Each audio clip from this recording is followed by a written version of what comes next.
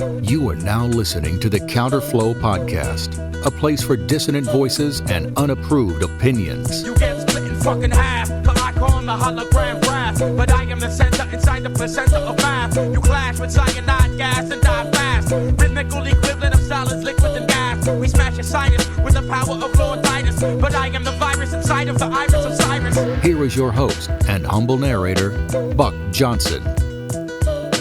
What's up, you guys? Welcome back. This is the Counterflow Podcast. You know that. That's why you're tuning in, and you're going to like this guest today. Father Peter Heers is with us. He's one of those, again, I've said this about some other guests, like last week's guest, David Gornosky. This is one of those guests where people have reached out to me many times to see if I would get him on. So Father Peter Heers is finally with us, and I should tell you first about this club that you can join at patreon.com/counterflow. $5 or more per month gets you in the club. All you got to do is do that. Donate $5 or more per month at patreon.com/counterflow, and you'll get into our monthly Zoom calls. We're going to do another one. I'm going to announce the date soon. I've got a guest in mind, and we're going to work out the details. In this month, the month of March 2023, we will do another Zoom call, a guest, myself, all the people in this $5 or more per month club, and it's private. It's not recorded. It's never put out. It's just a private discussion between us, the guest, and the CIA. I'm kidding, kind of.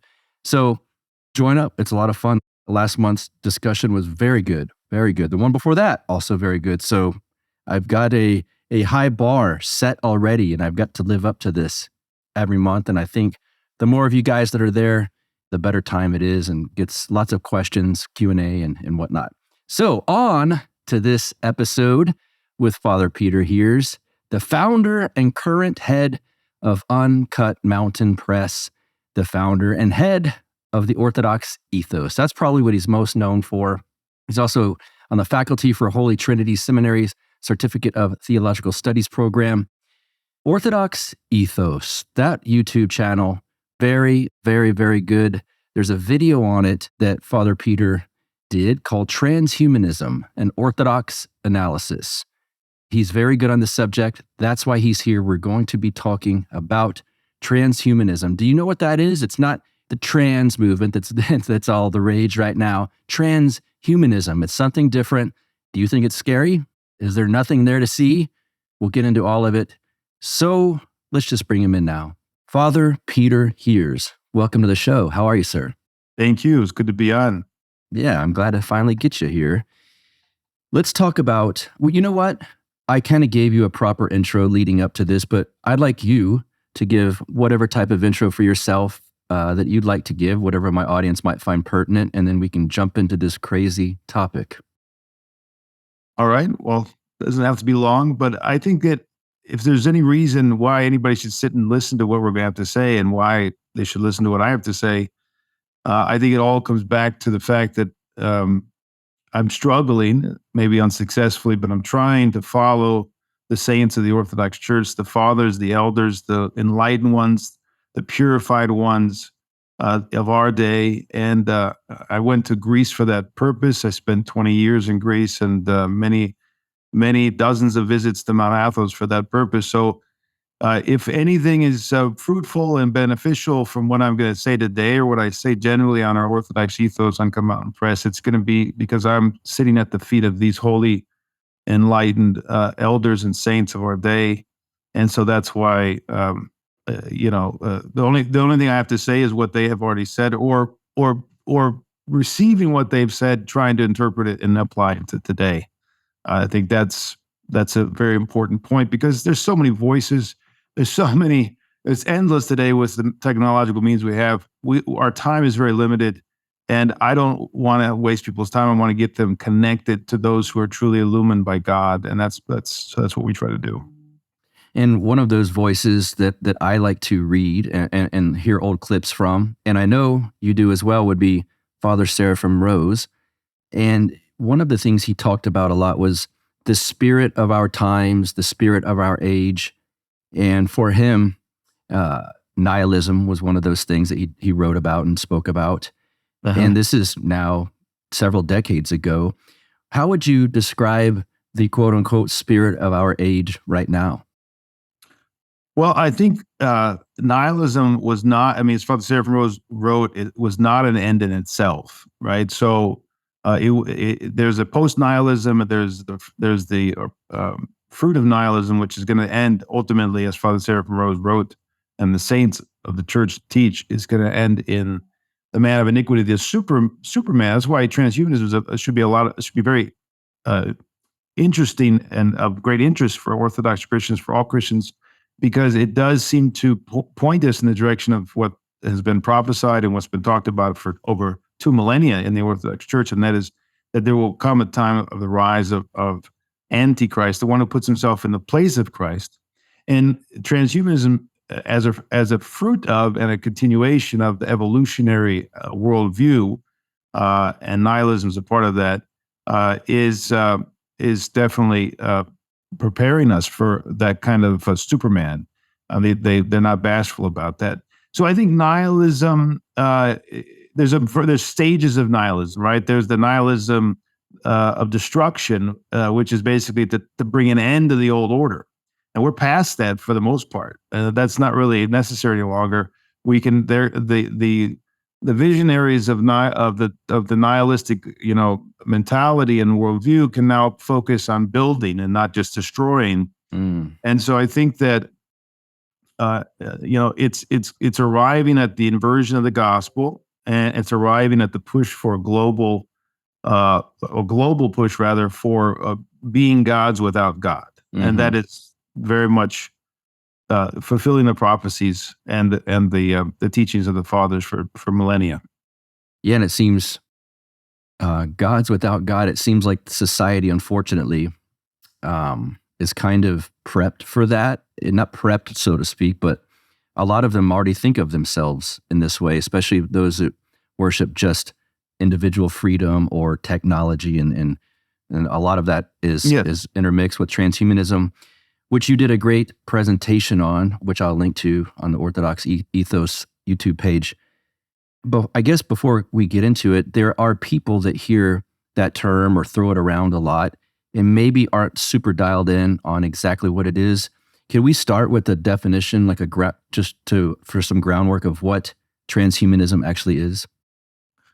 Well, I mean, there's a lot we could talk about. It's a whole books have been written about it, and there's a lot of aspects to it. But for the sake of time, it's an extension of humanism, but it seeks to go beyond humanism. Humanism essentially ceased speaking of the supra-rational, and it might have even apparently been ignorant of the noetic realm and the nous itself, because that had been already lost to many people in the West. The whole hesychastic noetic prayer, the understanding of the nous, the understanding of the spirit of man, had been progressively lost in the West. So by the time we get to the Enlightenment and the rise of Western humanism, the supra-rational is a mystery, and it's largely put aside as unimportant. And so humanism, it being the precursor to transhumanism, and it's born out of that. And you can see that already in the thinking of some of the humanists, like Bacon.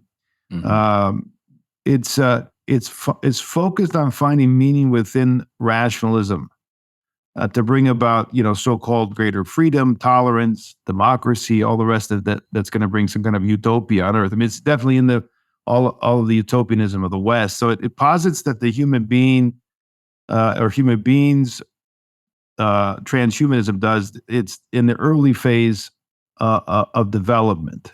So far from being having any sense of the fall of mankind, which is basic in Christian theology, or any sense of creating a man at God's image, it sees the human person as just a biological animal that needs to be improved upon. And so there's no sense of context. Like they've lost all context. The alpha and the omega of history, as Father Seraphim would say often, which you have to know, and you must, as Orthodox Christians, we're familiar with. That's totally not available to them, and they've rejected that. And so they're just swimming in a sea of data and analysis and conjecture and all these, and it's really tragic because it's a chaos intellectually, and it's all based on just manipulating what they see. So transhumanism seeks essentially the human engineered acceleration of evolution of intelligent life beyond its current form and limitations by scientific and technological manipulation. So it's taking the place of God, in shaping a new human, a post-human. It goes beyond the purely negative nihilism of the past, and now we have the search for the Superman, the meta-human.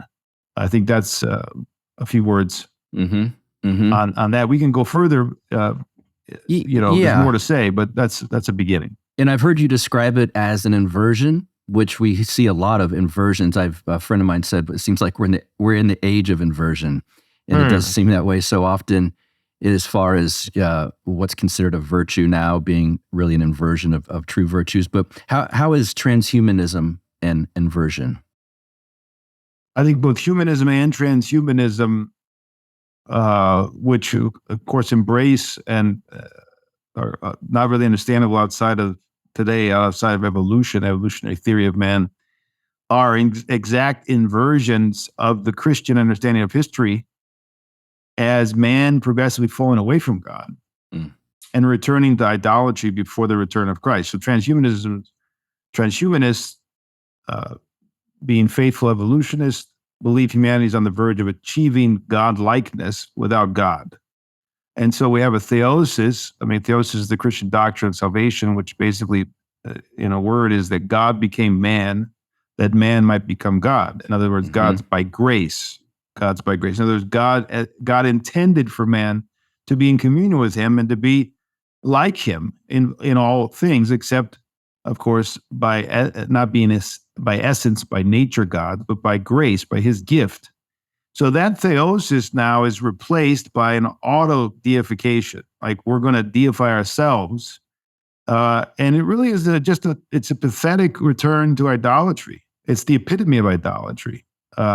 And it's Luciferic because it's just like Lucifer, who saw in his own light some kind of divinity, which was just a reflection of God and not his own. But he saw it as a being with him. The source was him. And so this is just the same Luciferic delusion and temptation. And so, the transhumanists today are essentially, in this sense, if we're going to follow this line of thinking, they're forerunners of the Antichrist, because the Antichrist opposes and exalts, as St. Paul says in 2 Thessalonians 2:4, he opposeth and exalteth himself above all that is called God or that is worshipped. So if God is no longer, we're not in the image of God, there's no eternal life, all of that, of course, man now takes the place of that, and that's exactly what the Antichrist is. So they're the contemporary successors of the previous apostles of Antichrist, Nietzsche, Marx, and all the utopianists. And so, as I said earlier, they're freed from the nihilism of destruction. They no longer have to destroy the old order. That's been done by their precursors. And now they can focus entirely on, forging what they call the singularity. Basically a technological superintelligence of their creation. A chiliastic is this ancient heresy, the idea that there's going to be a utopian reign on earth of Christ, which is a total distortion of Revelation, like the book of Revelation and the Christian teaching. So basically, a chiliastic vision is a utopia on earth. Like it's not a heavenly reality, but an earthly reality. So they have an earthly focused, of course, totally earthly focused, chiliastic, post-human paradise, which is going to be a nightmare. It's not going to be a paradise at all. There's a lot of names. We'll talk about a few of them when you start researching this subject that pop up as proponents of it. And one of them is a gentleman named Yuval Harari. And I've heard even that, I don't know if these are people that are fans of his writings or what, but they'll say, well, he's really warning us that he's not a proponent of transhumanism. But I've heard that. Yeah. yeah, who is he? Can you talk about for my audience who Yuval Harari is and kind of what his writings are telling people about this? Yeah, I've heard that. Let me just say, I heard that claim, and certainly one can certainly take some of his stuff and protect oneself. Of course, a lot of it is very speculative. The vast majority of it is very speculative and not based in much science at all. But I don't think that's the case. I think he's a part and parcel. And if after I describe a little bit about him and about his not just his biography, which is important, but not the whole picture. But just his writings and some of the things he puts forward, I don't think one can really defend that idea that he's trying to warn us that he's not a part of the whole zeitgeist. Mm-hmm. So first of all, just the reach of his writings, according to what I found online, 27.5 million copies in 60 languages. Mm. So he's a man of this age. He's a man of the spirit of this age. He's not some great prophet of Christianity or truth or anything else. What he's saying is resonating with this age, and otherwise that reach would not have been there. But beyond that, he's coming from a context which is not consistent with somebody who's warning us against this. I mean, certainly he would. There are transhumanists who don't want a totalitarianism. So in that sense, you could say, yeah, he's trying to protect us from a totalitarianism. Only in that sense, if that's the case. But it's very naive. If you're promoting all of this and you think that you're going to somehow control this genie, the genie is going to be put back in the box, and we're going to control this. You're very deluded. Okay, this is not going to be. Never has been. Human beings do not control these kind of things once they get out without much destruction in his wake. But so he's coming from a secular Jewish family. He's homosexual. He's married to a man, and he studied in Oxford, so he's a very high-powered intellectual, which is very common. Frankly, the ones that I'm more afraid of are the high-powered intellectuals. They're the most destructive. He practices Vipassana, Buddhist meditation, for 15 years. So he says that's key to his success. So, I mean, if you're a Christian and you're listening to all this, you're saying, okay, well, there's a lot of red flags going off. Yeah. Not in some kind of like, we're against these people, but as far as his intellectual formation, right? I mean, Yeah. He might be a wonderful person on a basic human level. I don't know the man. It's irrelevant. But what is his formation? What is his intellectual formation? That's why we're talking about his person.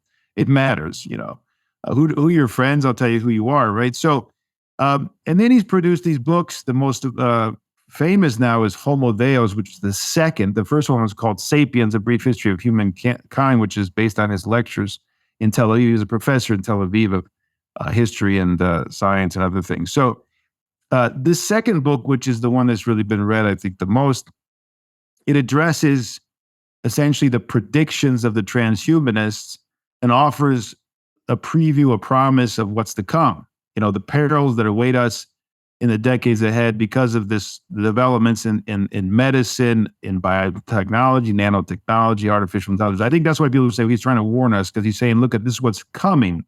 But there's already a lot of books out there. He's not really that original. The fact that he's also taking his books and he's making it available to children, I think should show us that that's not really, he's not just a prophet trying to, why is he making all these? There's a book that he produced just now last year, Unstoppable Us, How Humans Took Over the World. And it's basically taking it and put, in 200 pages, it's a child-friendly version of his book.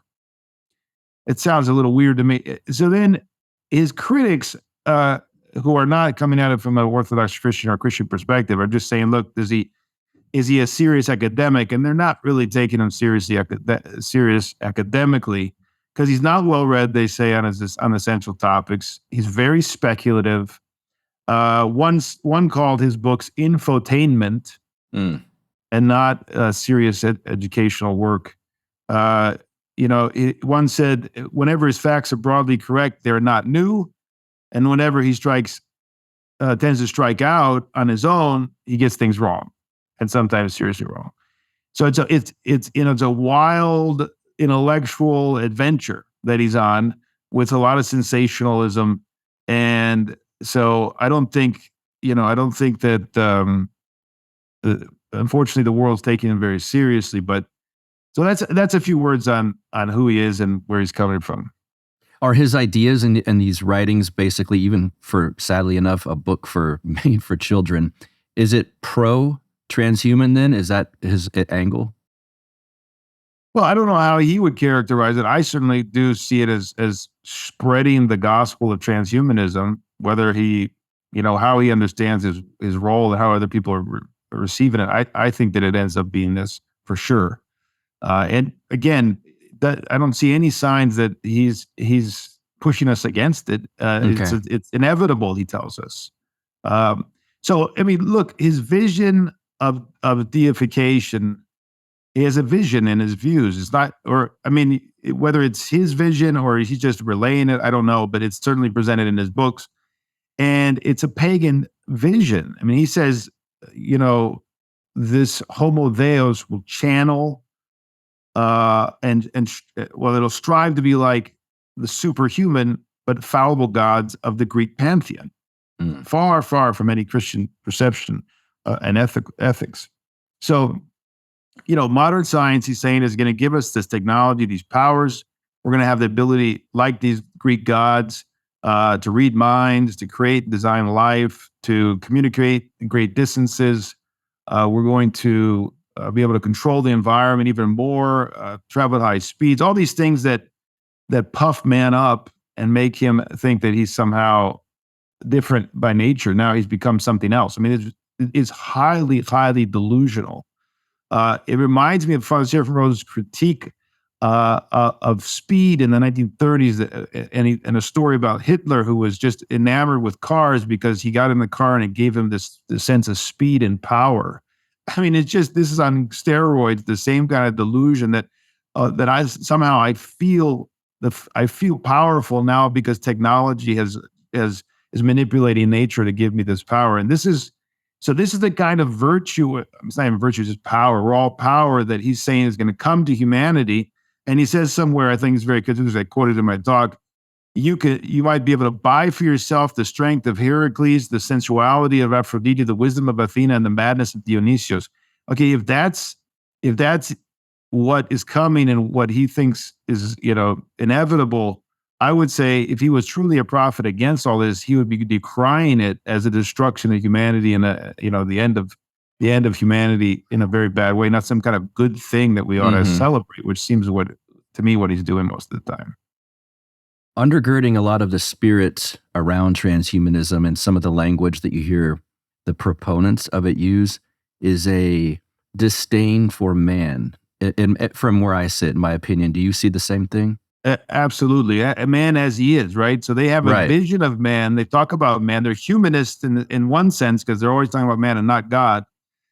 And they're humanists in the sense that they have no reference to God. And so that's a demonic humanism, right? Which is because, look, if you do not connect man to God, you are anti-man. Ultimately, there's no way around it because man is created in the image of God, and that's the great honor that he has. And so, when you say no longer that's the case, you've just demoted him and putting him into an animalistic vision of kind of an animalistic level. And so they pretty much see man in that level. There's no soul, there's no spirit, there's no nous. And of course that's a disdain of man. And so now that we have to take that fallen, well, they wouldn't call it fallen, but anyway, that terrible, ape-like, slightly advanced ape creature, and we've got to further enhance him. The same ape-like creature. I mean, it's just, it's really quite pathetic. If there's no deep analysis on what they're saying, there's just a lot of there's no self-knowledge going on among these intellectuals. And a lot of this, it ultimately comes back to because in the West, and then they've inherited this, they rejected the fall of man. And so evolutionary theories have no sense of the fall of man, right? That man fell from something higher. And that they can't reach that height. They have no idea what happened before the fall. Everything they're examining is fallen. And so their analysis of creation is limited, but they refuse to admit that. And so anybody who's a Christian and buys into evolution has to reject the traditional Christian teaching on the fall of man ultimately. And so they don't see the fall of man. They don't embrace man as created in the image of God, and therefore they don't see man as created in the image of Christ, right? Because when we say creating the image of God, we mean in the image of Christ. Christ is the image that we were created. He's the prototype.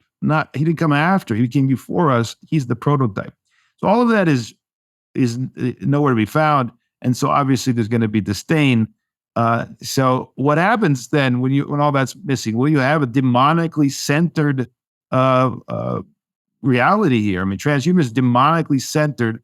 It follows the enemy of salvation who hates man because he is made in the image of God. I mean, that's exactly what they pretty much disdain him because of the same reasons, because they don't want to accept him as in the image of God.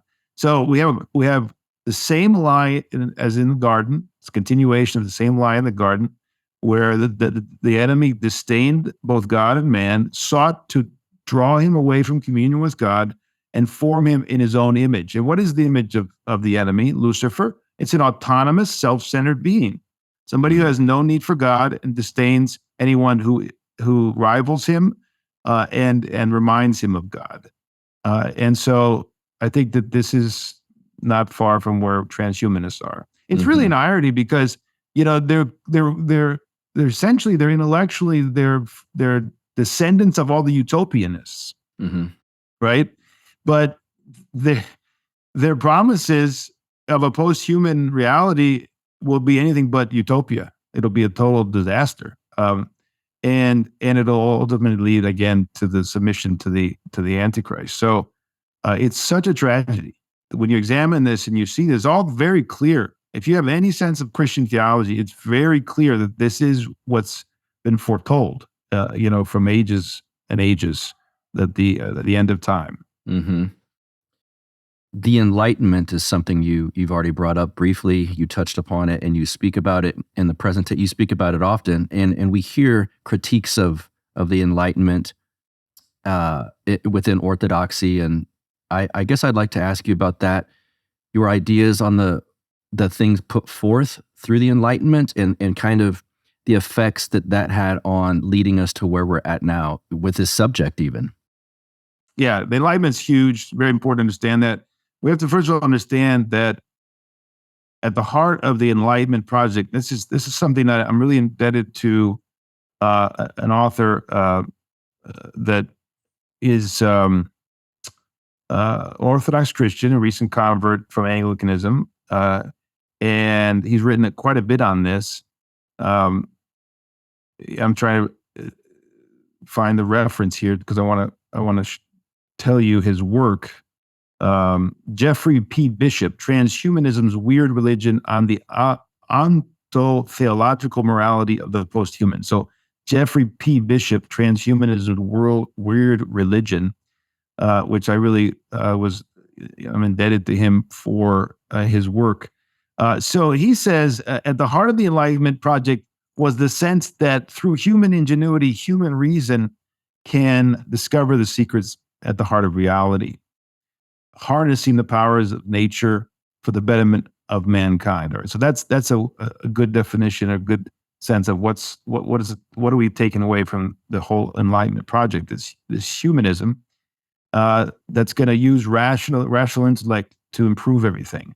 And he says something I think is very important to understand the connection between humanism and transhumanism, and that is that the driving force is the Baconian purpose to relieve the human estate of its frailties, but also relieving it of its very humanity.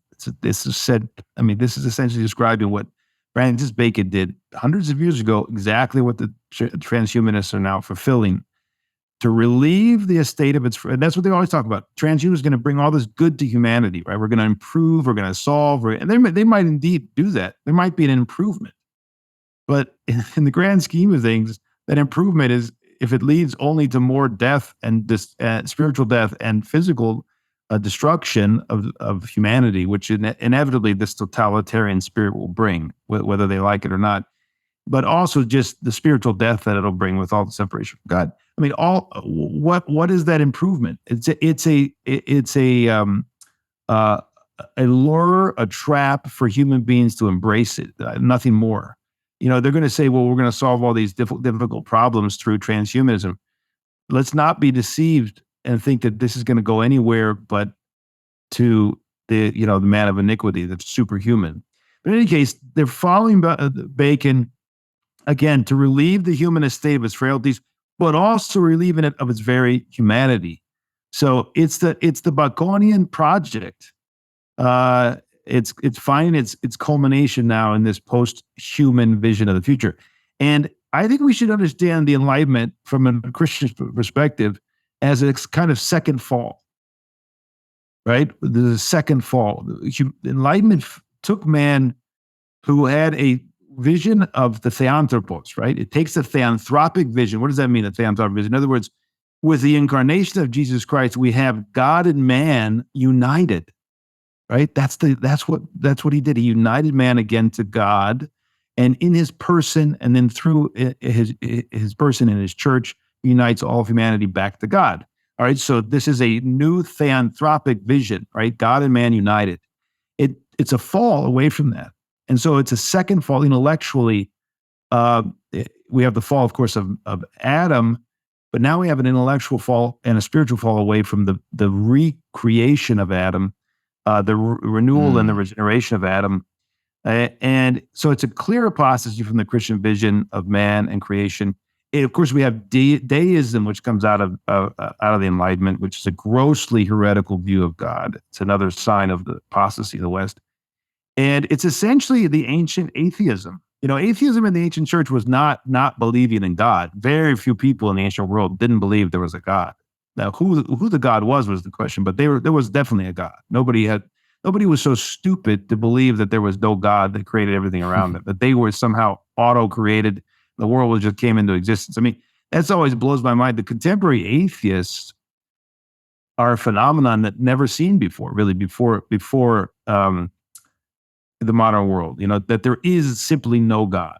So, but deism is basically this ancient, this historic atheism, or this pre-modern atheism, which is man without God.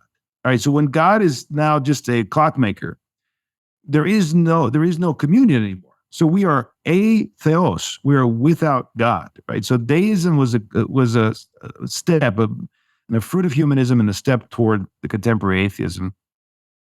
And so if we understand Enlightenment properly, understand it with a strict Christian analysis and critique, we should be free of the delusion, although unfortunately there are many Protestant and other Christians who have this delusion even today, that America or France or Europe or Charlemagne's Europe was ever Christian. It was not. Like Enlightenment born and formed and shaped societies like America were never Christian. You cannot have an Enlightenment-shaped society and call it a Christian society. Now, you can say there were many Christians living in it and they had a moral life, of course, but it's not a Christian society if it's based on the Enlightenment ideas, and that's truly America was born and bred out of the Enlightenment. So, and all of the ideas about society and everything are not Christian, unless you want to totally distort the definition of Christian. So I think that's a few words on how important it is to understand this prehistory to understand humanism. Again, another important point, transhumanists are swimming in a sea without understanding the beginning and end of things. Mm-hmm. And insofar as Christians or people who want to understand transhumanism are doing the same thing, they'll never understand it ultimately. You've got to get out of it. You've got to understand the alpha, creation, man, the fall, and the omega, the end times, which is the coming of the God-man from the first to the second coming. That's the end times. That's the omega, right? So all of this since Christ's incarnation is the omega of history. We're at the end. And now we're at the end of the end. The signs are many that we're at the end of the end times.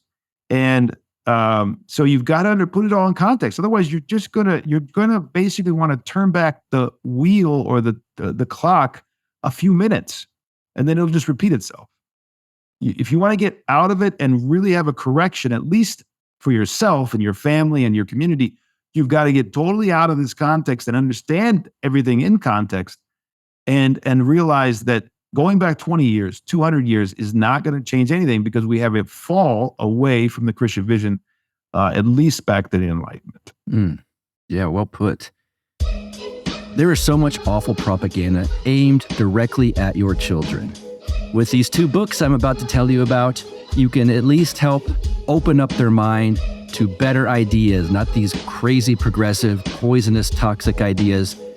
My sponsor, Ollie Adamson, has created 2 wonderful children's picture books. The first one is called Strawberries Are Red, a story about compelled speech. It was inspired by a work policy restricting the use of gender pronouns during performance reviews. Leftist ideologies, and you guys know this, are heavily subsidized and continually thrust upon our youth by the media and in their schools, unfortunately. There's never discussion of ideas that occurs, and that's by design, right? Because they know their ideas will lose in an open discussion. These books promote conversation between parent and the child and incrementally tip the scales toward reasoned discussions of the topics at hand. The other topic we're going to talk about here in this ad, this book is called You're Not Welcome, a story about segregation. Sound familiar over the last few years? This was inspired by a work policy that actually placed Ollie, the author, on unpaid leave for 5 months due to medical mandates, we'll call it. This story presents and uses racial segregation as a backdrop before moving on to the issue of medical segregation and these policies that we all saw over the last few years. It takes no position on the safety or effectiveness of either masking or jabbing, but instead focuses on coercion that was used to achieve the establishment's goals. You can check these books out at ollieadamson.com. That's O-L-L-I-E, Ollie, and then adamson.com. They're also on Amazon. So once again, the books are called Strawberries Are Red, a story about compelled speech. You're Not Welcome, a story about segregation. I'm so proud to do an ad for Ollie, and I'm really glad he's sponsoring this show because these are very great books to get the young one in your life. Let's get back to the show. There's a sense from that I get, well, I've seen their writings and heard people say this, within the transhumanist movement, that they're trying to overcome death. And I think that's another inversion in a sense. We're a few weeks away from repeating a phrase called trampling down death by death over and over on a late evening coming up. But can you talk about that aspect of transhumanism? And this is going to sound, to be quite honest, even the me of maybe 5 years ago would hear something like, could you imagine if technology increases to such a level where we live forever? That there's an attractive element to that for a lot of people, and that's involved within this transhumanist movement. Can you touch on that? Yeah, that's a really good point. And I'm going to go deeper now into, again, the fall of man to understand why that's an illusion. It's only attractive if you don't have any sense of true life, resurrection, eternal life, virtue, right? If you think this world and this fallen reality is good and needs to be continued, then I can understand why you want to continue it. But if you understand where we fell from and what we've been offered and what is achieved and apparent and manifest in the lives of those who arrived, the saints, the holy ones, then you say, God forbid that we continue forever in this state. Why do, I'm going to say something really revolutionary for a lot of people. Death was a benefit for man after the fall. It was essentially the end of this fallen reality. Okay, so when man rebelled, did not repent, and fell away from paradise and relationship with God, and now he's this autonomous wandering being on this fallen and sick earth,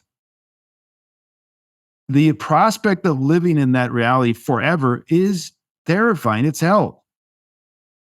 So God allows for the biological death and the end of this existence, and then brings about the resurrection and the ascension and the restoration of man through his life, death, resurrection, and ascension, and therefore the end of that separation. But that separation was key. Otherwise, we would it is a hellish existence to say, let's continue in this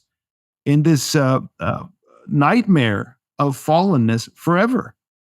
The fact that transhumanists are celebrating that is another sign of its demonic nature. It's terrible, terrible gospel that God forbid we embrace. And so, yes, they imagine they're going to overcome death, but they're just going to prolong a deathly existence. That's all that's going to be. We're going to live 50, 60, 100 years. Eventually, of course, they're not going to go forever. I mean, this is not going to happen. God will not allow it. And it's not possible. It's a dream nightmare.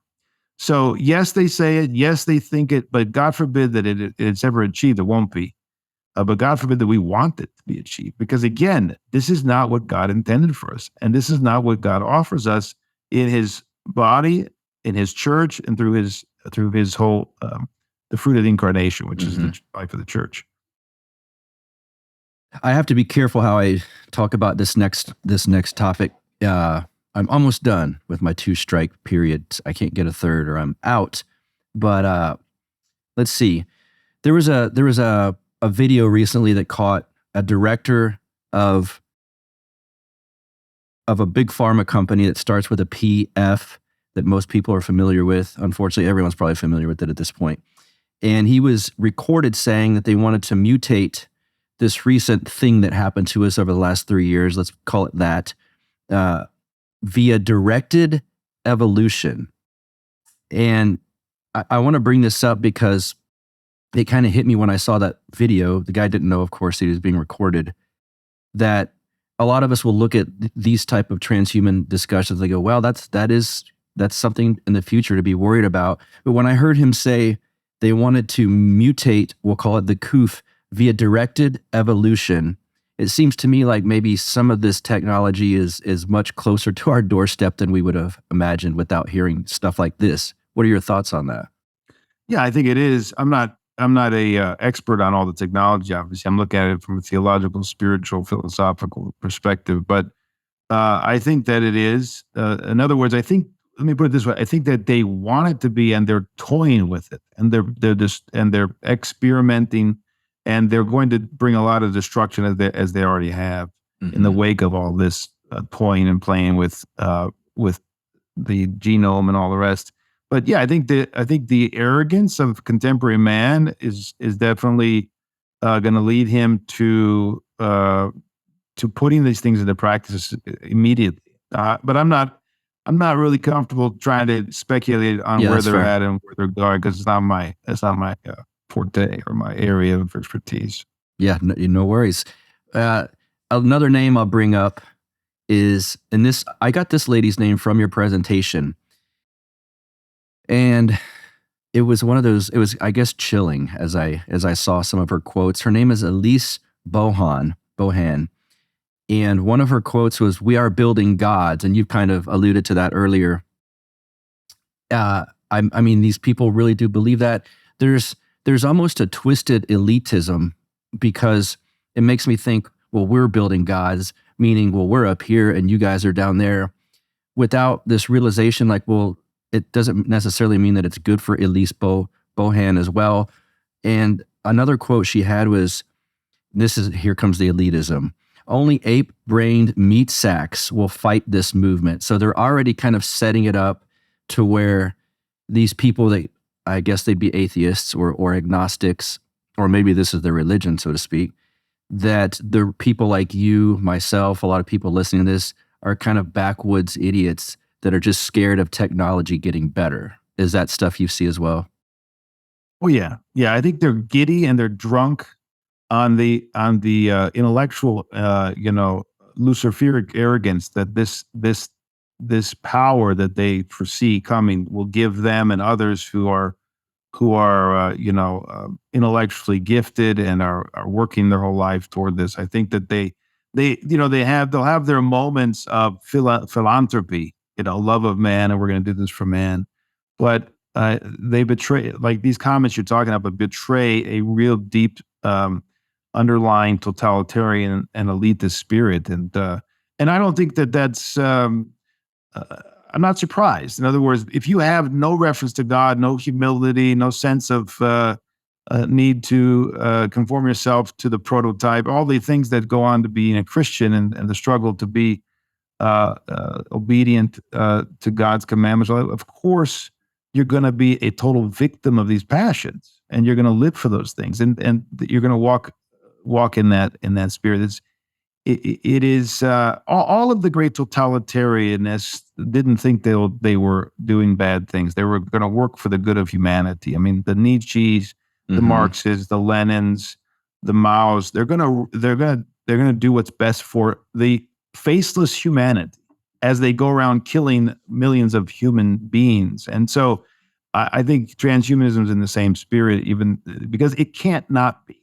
Right? It's as I just gave you all the intellectual background. I gave you the dogmatic problems, and so they're already in that realm, whether they like it or not. They don't have any spiritual principles. They don't have any basis for anything else. So they're going to end up being feeding the totalitarian elitism, and it's always there's so much pressure and just like during the first days of COVIDism, there was so much pressure on humanity, right? So her book is called Our Transhuman Lives in a Make or Break Century. We must do this. Yes. It's inevitable. You have to go along. It's going to happen whether you like it or not. All of that is already there. You can already sense the totalitarian spirit before they even start getting real power in their hands to try it. And the people who are the intellectual elite who are putting this into effect in the various universities around the world, they have the ear of the politicians and the political elite, and they're going to go along with it. I don't think there's any real hindrance to that. So she says, straight out, transhumanism is playing the role of religion. It's unlocking the mysteries. Yes. It's playing God. She said, we're gonna be like gods. So the gods of ancient Greece were dictators. Yes. Mm-hmm. They're not talking about the humble, extreme humility of Christ. They're talking about Zeus and company. Mm-hmm. Is there an idolatry aspect of this to you? Absolutely. This is a total return to idolatry. Totally. They worship themselves. Okay. They're going to create, supposedly beings that will be super beings that will be worshipped. Now, it doesn't matter if there's no religious trappings. Right. Let's not be deluded here. It doesn't have to have any religious trappings to be idolatry. Idolatry, the worst kind of idolatry is the idolatry that's hidden and it's within us. And we sit and worship at our own altar and make ourselves gods. That's the worst, most sinister and heinous idolatry that is so hard to root out. And that's what we see all around the world today, because technology is giving us the means to be like little gods. I mean, just all of us are like little kings. The kings of old, who had all kinds of servants, couldn't have imagined the ease and comfort and luxury that most human beings in the first world have today. So think about that. I mean, so all of us are like little tyrants if we don't struggle to acquire virtue. Yes. Right? The potential to be a little tyrant in our world is very real. Why do you think there's such an explosion of inhumanity? It's because we're constantly feeding the passions, and we're fed on them. And there's no sense of we've got to voluntarily deny these things to acquire our humanity, our true humanity. No. True humanity is through manipulation of nature. No, it's not. That's Zeus. That's Zeus and company. Mm-hmm. That's a pagan idolatrous religion that you're talking about. So absolutely, we're returning to idolatry, and that's a sign of the end as well. We will return to idolatry before the second coming. Humanity will return, by and large, to idolatry. That'll be a sign of the end. There could be people listening that would say, "Oh, come on. We're not worshiping ourselves, or we're not worshiping these superhumans we're trying to create. We're not. I have noticed maybe a difference in the West on what worship means versus sometimes the way you might use it, or people within orthodoxy use it. Can you explain if you see that as well? What do I spend my day doing? Where do I commit my time, my energy, my thoughts? What do I strive to protect? What do I strive to serve? That's Right. what I worship, Correct. right? Yeah. So it's really, really basic. Yeah.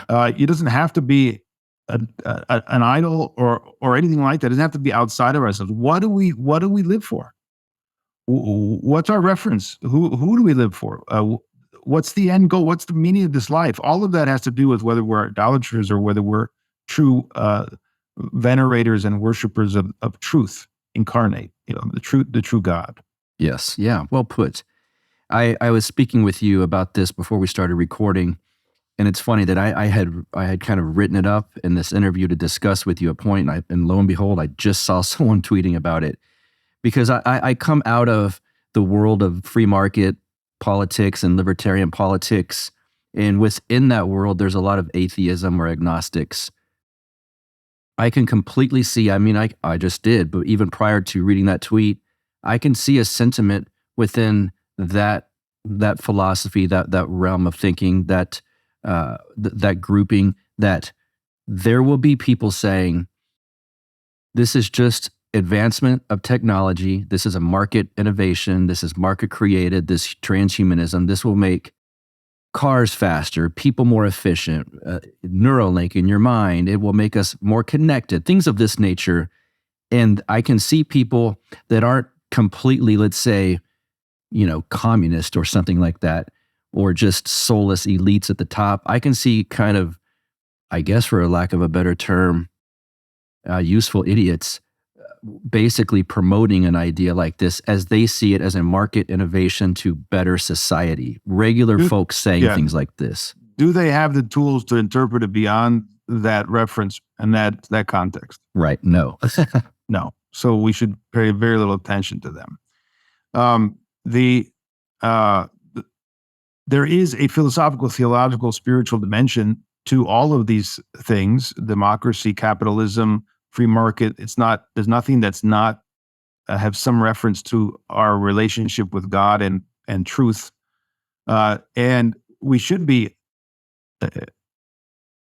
let's say, have some self-knowledge and understand, if you're certainly from the Orthodox Christian perspective, that the contemporary West, with its greed and extreme focus on acquiring wealth and materialism, is a form of apostasy and idolatry, it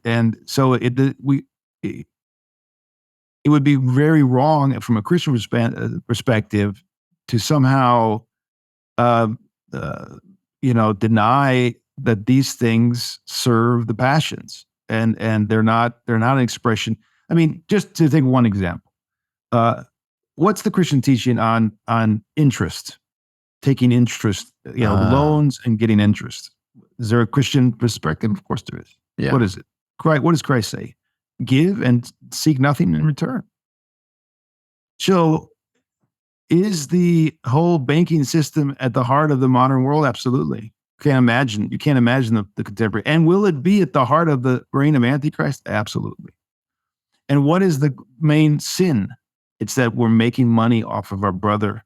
We're making money without exactly opposite of what Christ said. Now, is it a sin to take a loan? No. Is it a sin to give a loan? Yeah. To make money off that, it's a sin ultimately, because it's not. Christ has said the opposite. He didn't say, make money off your brother and make money off the millions of the poor in the countries. So it's one of the aspects of modern society which is definitely a cornerstone to the greed and the idolatry of the modern world. And so I would say, just to jab at that a little bit, because we just ignore that in the West. Communism is the great evil. Communism and capitalism are two sides of the same coin of apostasy from God. They're two sides of the same coin, and the devil always presents two options which are terrible. That's how he works. He says, okay, you got two choices. You got to go with this politician or that politician, and they're both godless. Or you got to go with this political system or that political system, and they're both godless. And then you say, well, okay, I'll choose the least common evil or something. But No, you've got to go to the third path, the path nobody else takes, the one that's very hard to find, the one that's a crucifixion. And that's the one where truth and true liberty is found again and again. So the devil always gives us two bad options. And I would say, this is gross ignorance on these people's parts, saying, well, this is just a development of technology, technological development that's going to be good for society, as if there's no spiritual dimension to all this.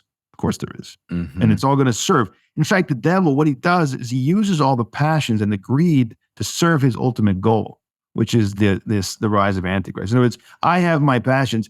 Give me what I want, and I will serve the greater good of the rise of transhumanism, right? And that's how he makes it. Because most people have no clue what's going on, and they could care less, and they're not going to sacrifice for some greater good, but they'll sacrifice a part of this system for their own good. In other words, perceived good, which is more money or more fame or whatever, right? So he uses all the passions to advance his gospel, which is going to be ultimately the anti-gospel, right? The Antichrist. That's how it works. So I think it's very, just gross ignorance of the spiritual realm person you're talking about. Yeah, it's a play on people's, I always say, a lust for comfort or lust for betterment, little things. Well, I can get there faster, or I can just click buttons. And it doesn't have to, the spirit doesn't have to say, you're going into a gulag for me to get what I want. It can play on the lust for happiness, comfort, and false happiness. What did Eve say? Oh, it does look good to eat. Right. It's the same old temptation. One of the people that kind of does that everyone knows the name of now. Are you skeptical of Elon Musk at all at all generally, but he does talk about Neuralink and AI and things of this nature. Are you skeptical of him? Yeah, he's part of it. He's one of the high priests, according to J. Bishop. So I would say that he, as of right now, he's definitely a part of the whole transhumanist vision. Now, he does show some level of independent thinking and kicks back apparently in some places against the zeitgeist, but he's got a long way to go before he gets out of that whole paradigm and actually becomes a voice of truth. And of course, the minute he does, he's done. He's going to lose everything. So becomes a real voice of truth, right? He's going to be eaten alive. And I think that's the thing people have to realize. You want to be with Christ and the truth.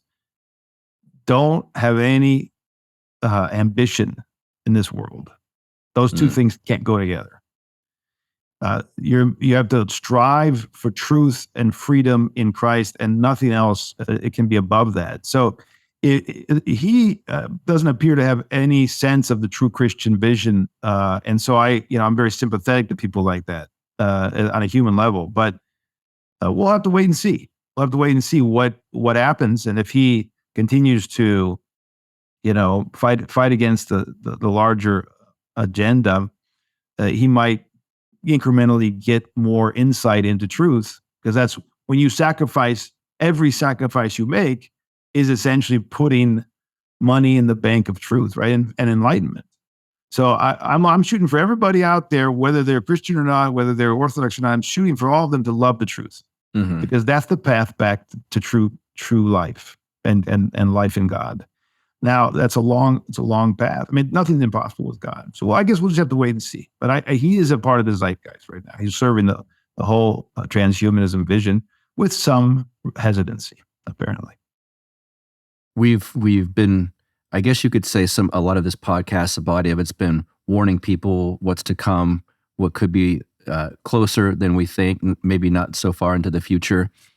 Is there anything you can talk about now from my audience as far as words of wisdom or advice, or kind of a way to wrap this up, this topic, as to leave people with at least some hope or some knowledge on what could be done, or anything of that sort?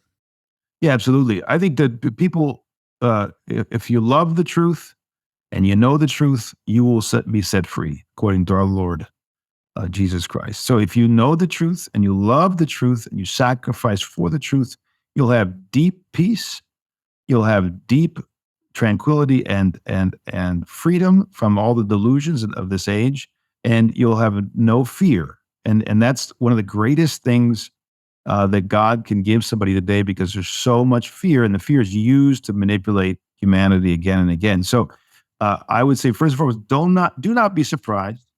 Do not be shaken before this satanic dream of transhumanism.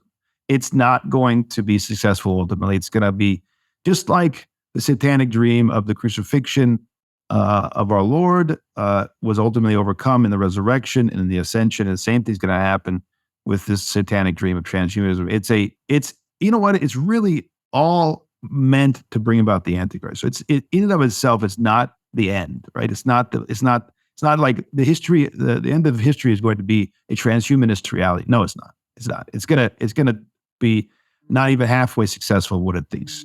The point of it all is to prepare humanity to accept the Antichrist. So if we understand that, we're already free. We're already victorious. We don't have to fear anything, right?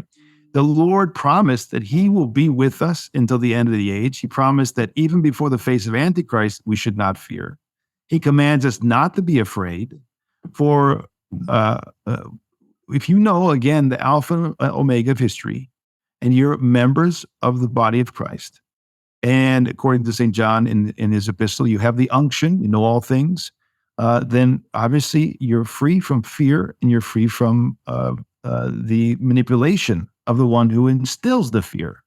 Not only the enemy, the devil, but the people who work with him, all the various totalitarian systems.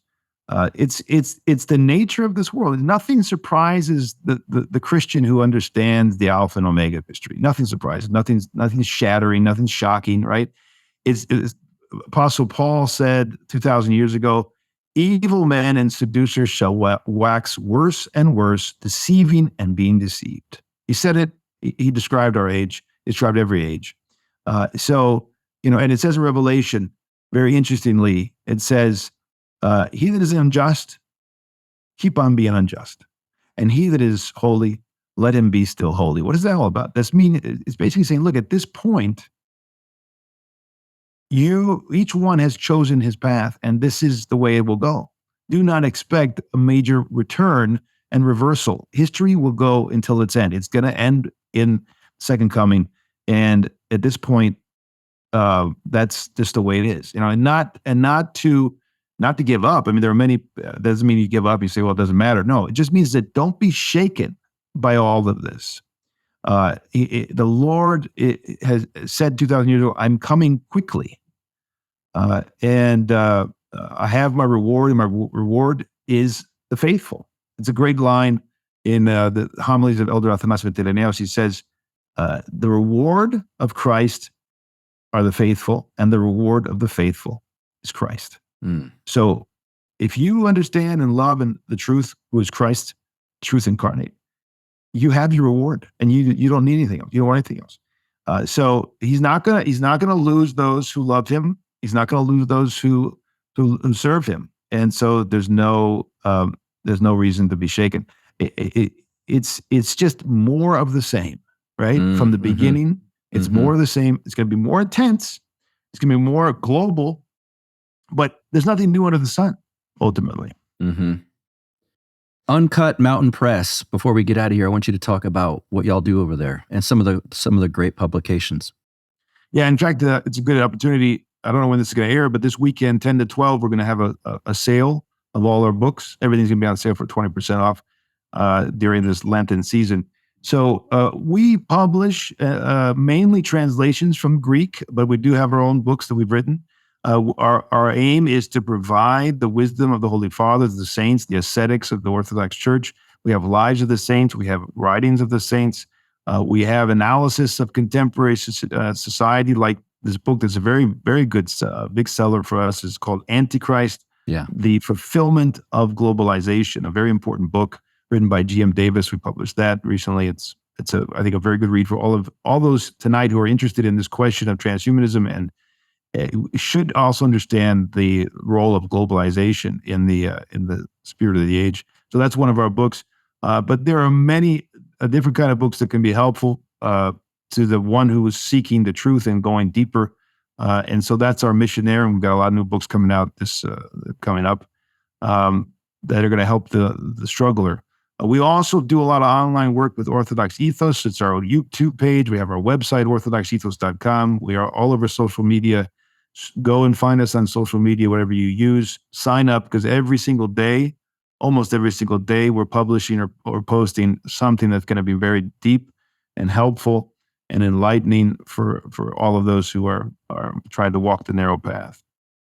Wonderful. Well, I'm going to link to those in the show notes page for this episode. Maybe I can even link. I had GM Davis on this show, and we covered that book, Antichrist. Fantastic. Yeah. Fantastic. So for listeners, if that sounded like it piqued your interest, go back and listen to the interview that I did with GM Davis. And right now, Father Peter Heers, thank you so much for being here on Counterflow. Yes, sir. Thank you so much for having me. It was a joy. Thank you. Thank you again to Father Peter Heers. What a great discussion. And next week's episode, I'm so excited about. There's 2 guests on next week. One of them has been on my show before. They're both female. And we get into some spicy sociological topics. Maybe we can say it like that. Men and women. That's all the hint I will give you. This will be fun. At Buck Rebel on Twitter, BuckRebel. Counterflowpodcast.com is the website. Go to our YouTube page and subscribe if you haven't done that yet. And next week's episode, you're definitely going to want to watch the YouTube version. And we got Rumble too, of course. We've got the Telegram group. You can find me on all of these platforms. So now that I've teased you sufficiently, you guys have a great week. We will see you next week. You get split in fucking half, but I call him the hologram brass. But I am the center inside the placenta of math. You clash with cyanide gas and die fast. Rhythmical equivalent of solids, liquid, and gas. We smash your sinus with the power of Lord Titus. But I am the virus inside of the iris of Cyrus. Like the sound of the Counterflow podcast? Our audio production is provided by Podsworth Media. Check them out at podsworth.com.